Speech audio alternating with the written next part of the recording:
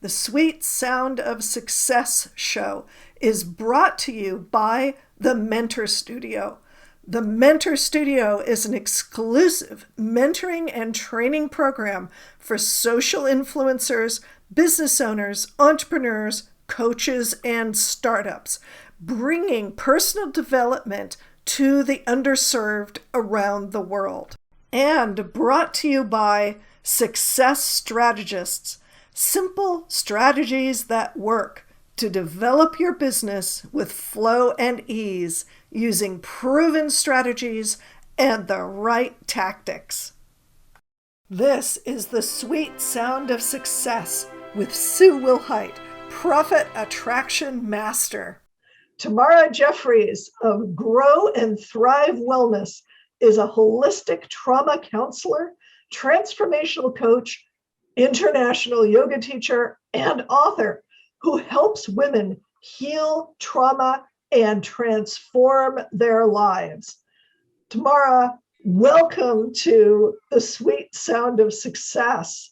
I am so looking forward to hearing your amazing story. Thank you so much, Sue. Thank you for having me. Yeah. So for those of you who are my viewers, who don't know how my show works, for those of you who do, if you've been a regular listener or watcher, you can just skip the next 5 minutes. But what we do is we are following 5 parts out of Joseph Campbell's The Hero's Journey for the Entrepreneur's Soul. And what we're going to be doing is covering Tamara's ordinary beginning, the call to action, and the big hairy monsters. And I'm going to make just a kind of an intuitive gut guess that the call to action and the big hairy monsters are probably pretty tied together, given the title of her book and what she does for a living. Then we're going to talk about allies, mentors, guides, helpers, because frankly, without those, we couldn't do anything. And coming out of the darkness or coming into the entrepreneurial light, whichever way you want to look at it, we need helpers, we need guides, we need coaches. And I'm really big on making sure that people understand that about business owners. And then finally, what Joseph Campbell calls the journey home, which is all about, in this show, how do other people in your environment deal with becoming an entrepreneur, going out in the world, making yourself visible, which for most people, they'd rather die than do. And so it's an interesting challenge when people look at you because they think you're kind of crazy for doing this and even asking for money for it, because we provide value. Hey, so Tamara, what was your ordinary beginning? Okay, let's see. We have to go back in time. So the ordinary beginning was graduating from UCLA undergrad with an art history degree. And I was an intern at the time at the Getty Research Institute. And I had this idea in my mind that I was going to go into the art world. And that didn't work out, as things often do. It didn't work out. I tried to pursue that route, and I saw how little you make in the art world. And I'm like, I need to move out of my parents' house eventually. Like, this is not going to sustain me.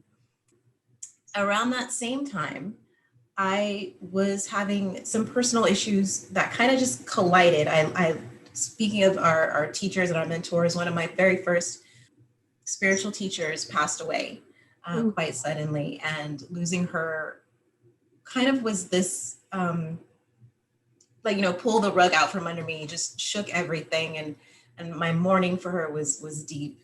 My grief was profound. And in that time also, I was also doing my own inner work because I was feeling stuck somehow. And I couldn't get my hands around it. Like, what is it? Like, I just had this intuition, like I'm holding on to something and I can't figure out what it is. And so I was doing my meditations and my prayers, and I brought forward these memories that I had suppressed since childhood of abuse at the hands of my father. And Mhm. that was just holding me, it was like this Yeah. vice that was just holding me from moving forward. And so that started my healing journey. And once I started on my healing journey, you just start noticing things. And I started noticing how many women I knew personally who were either victims of sexual abuse or childhood physical abuse or sexual abuse. Thank you. And I'm sorry, but it's just, you don't know until you start, Right. feeling around. It's like there's so many. So the pivotal moment was I had a birthday party in which it was like 10 girlfriends got together. And of those 10 girlfriends, 40% of us had been through this. And that reflected the national average. And I was like, this is outrageous. This is outrageous. And so, my heart broke and I drove home from that dinner party thinking, I need to be part of the solution to this. Like, I can't stand and let this Mhm. be. And so that really just set my course. It's like, I'm going to learn everything I can learn to help women heal from this terrible thing. And so I was living in Los Angeles at the time, but I moved up to San Francisco Bay Area and I lived in Berkeley. And I just started diving into every kind of healing modality I could learn. I got certified as a massage therapist. I got certified as a yoga teacher. I entered my master's program, and that culminated in a degree in somatic psychology, which looks at the body-mind interface and how we hold everything we've been through. And my specialization within that was trauma. Mhm. So, at that time, I started volunteering at a rape crisis center and I was seeing women one-on-one. I was facilitating the workshops. So I was really just diving deep into anything and everything I could do to help women heal. And that's kind of how it all began. Wow. Yeah. Wow. That's huge. That, and I was going to say, I think the stats are something like 1 in 5, isn't it? And that's the thing of it is, it's like, it's what's reported, Right. right? There's so Right. many things go unreported. So we don't know. But Right. yeah, could Right. be. Mhm. I didn't admit to it for years, for Mm, decades, yeah. and now I'm really open with it. It's like, oh yeah, I was one of them. I got abused and it sucked and it Yeah. was horrible. And the whole family reaction thing was another, there's another trauma on top. Right. But Right. and it's horrible that this happens. Mm-hmm. Yeah. And I figure the more that people like you can go out there and say, hey, we know that this happens, please step forward so that you can heal. And Yes. so I think you're doing tremendously important, valuable doesn't even cover, Thank you. that's not even the right word. It's so valuable to do this and to make it known and to have people, women and men, be able to step out and say, yeah, this is awful. No, it is. And men, yes, there are men survivors too. My clients are only women, but definitely there are Right. men survivors too. Absolutely. Right. Well, and the male and female perpetrators, Yes. Yes. right? Which Absolutely. they're their own kind of trauma Yeah. going Yeah. on. Yeah. So what sort of things did you find once you were coming out into the world and meeting with this? Was being able to acquire clients an issue? Were there business issues that came up around this? Yeah, I had my stop and starts for many years, and it was always so interesting because I would go into places where I would rent spaces from people and I would, advertise and I would get clients that way. Or for a couple of years I was living abroad, so I was, transforming. Every time I went somewhere, I kind of had to change a little bit of what I did just to suit where I was. For example, like while I was abroad, I was working not just with survivors, but I was working with expats on, just acclimating. What's it like to now live in this environment that's so foreign, and but then coming back to the States, I had, new iterations of my business, but it's been what's been most interesting to me is that, so right now I'm in South Carolina. I'm in Charleston, South Carolina. And I've lived off and on South Carolina for a number of years. This is my home. This is like my ancestral home. And when I've come here, things just come together. So I lived here in 2016, and prior to 2016, I had been trying to create my own healing space, and, many stops and starts. I got to South Carolina in 2016. I had my healing space within months, and it just came to me. It was just, yeah. And then I left and I went back to LA, and it was again more stops and starts. And now I'm back in South Carolina. And again, it's starting again, but it's that energy. So it's like the energy of this place supports me in my work. So I know for a fact I need to be here. Well, yeah. And I'm very sure that, the state of South Carolina as a energetic being is going, yes, please, come on, more of me. Come on. Stay here. That's sweet. So who are some of your guides, coaches, mentors? I mean, you don't necessarily have to call them out by name if you don't want to, but that you had them is pretty important. Yeah, no, it's true. I feel like there were so many helpers on this journey, from the very start, like the head of the Department of Somatic Psychology when I started my master's program. I hadn't even finished out applying. I had a question, I called him, and he's like, just come down. I'm starting my class tonight, just come down. We'll figure all that out later. And I was just like, this doesn't happen. This does not happen. And, and since then I've had just wonderful teachers, and it's just, I feel like God just places these people in your path, right? Like when I was here in 2016, and I was renting an office space among all these other offices, but the office manager, she knew that I was looking for a bigger space to expand into. And she's like, we haven't told anybody about this, but let me show you this other space. And it was just so perfect. It was on a lake, and it was so perfect. And she's like, you can have it if you want. I'm like, yes. Oh my God. Yes. Right. And so, it's just, and now here in Charleston, recently I connected with Jill Lublin, who I know, Yes. And she's been another wonderful helper. And it's just like, the path is just dotted with these angels and guides and helpers that I always give thanks for, because they really do help you in this journey. Nobody does this by themselves, like nobody.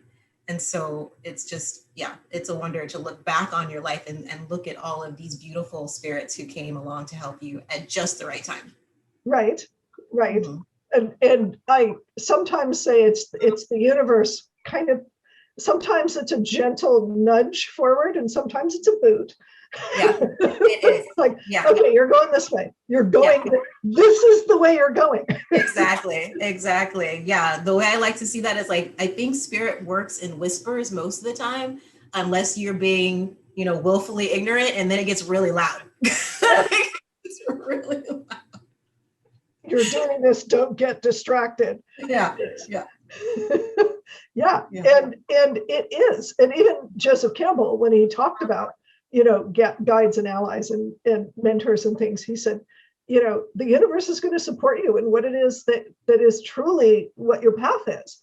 Right. And the easiest way to figure that out is what makes it, what's easy, what's easy, what works. And if you follow that, then great. And if you resist it, then stuff happens.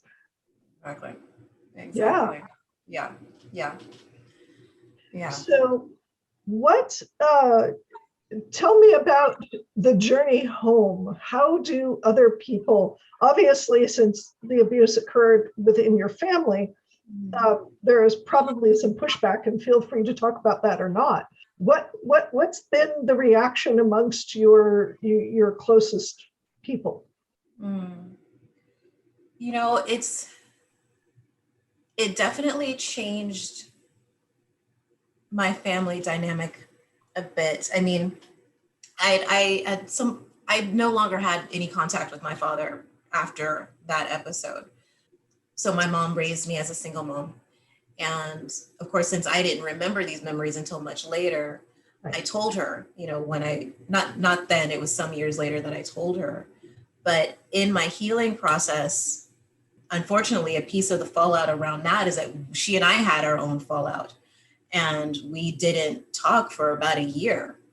And it was hard and it was awful, but it was also necessary because she and I had been so enmeshed in our relationship that I really needed to extract myself from her and just figure out who I am as my own person. And once that, though, once those lines of communication opened again, we started rebuilding again, and we're so close today. And it's just like one of those things that it just has to happen. It's like you are changing, and so the family's going to change, and it's painful at times, but I believe if there's a foundation of love there, it's going to work itself out. It just takes some time. Yes, absolutely. And that's so important that what you were talking about is finding your own identity, particularly after an abuse situation. Yes. Where what I've heard is, your sense of identity gets a little tweaked. Oh, very much so. To say the least. And so, for a parent to then, try to mess with it even more, you've got to separate and, figure out who you are despite what it is that happened and become who you are, exactly as you said. But then you can have that wonderful adult relationship. Exactly. It's so precious. Yeah, no, absolutely. Absolutely. And I think it's one of the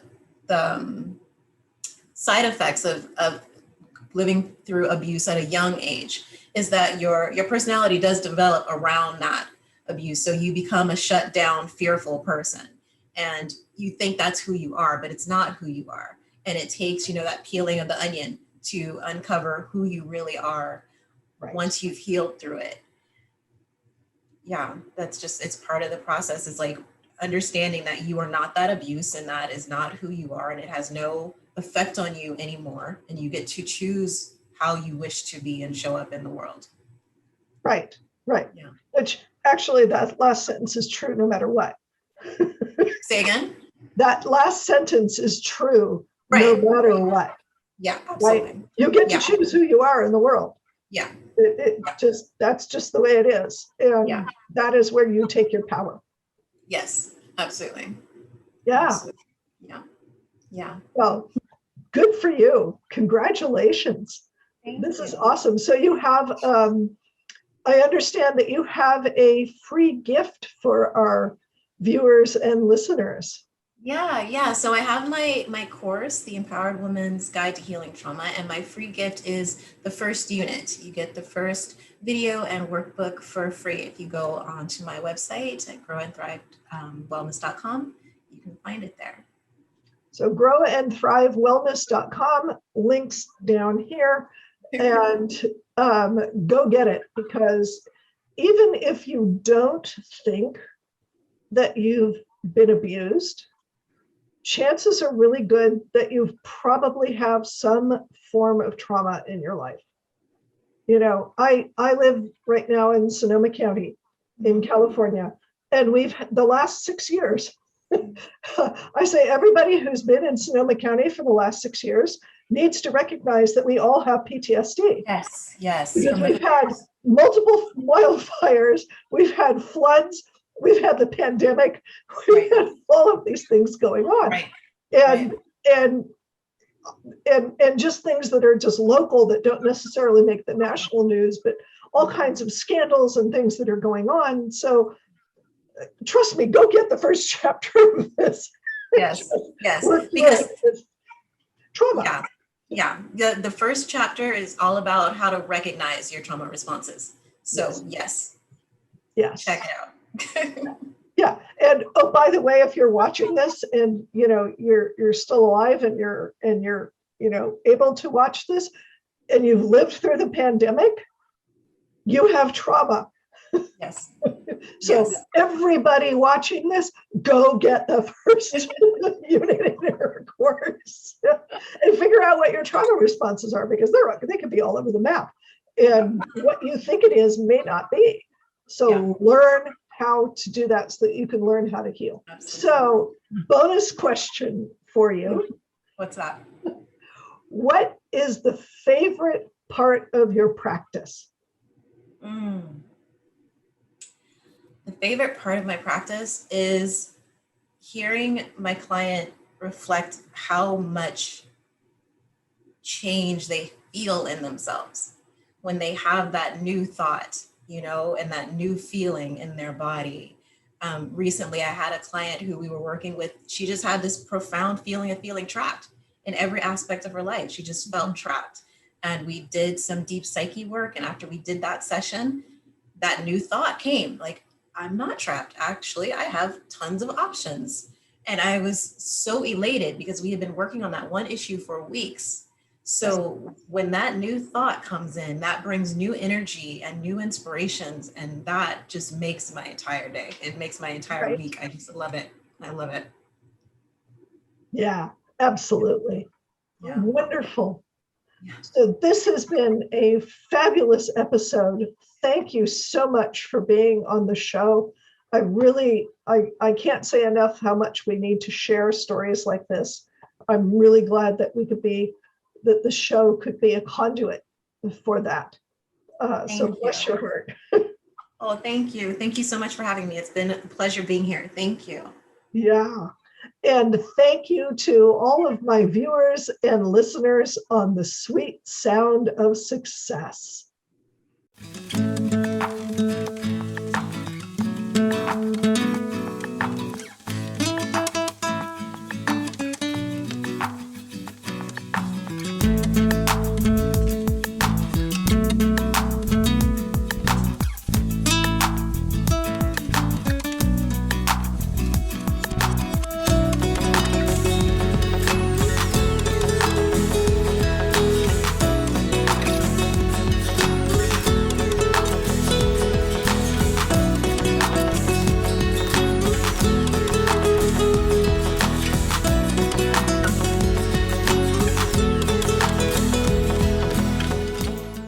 What are your dreams for your business? You know what drives me crazy? Really smart business owners denying their talents because they've been taught it has to be hard, because they've been taught that they don't deserve their gifts, that they're not worth anything. They've been taught that their gender means they can't express their genius. I'm Sue Wilhite, and I want you to have access to your genius. I want you to go out and rock the world with your genius. So I created the Call to Action Coaching Program. It's all about getting to the heart of you and what you've got to share with the world to make a profitable business that thrives and allows you to make a difference in the world. Click the link to sign up for the Call to Action Coaching Program today. Don't let your genius go unnoticed.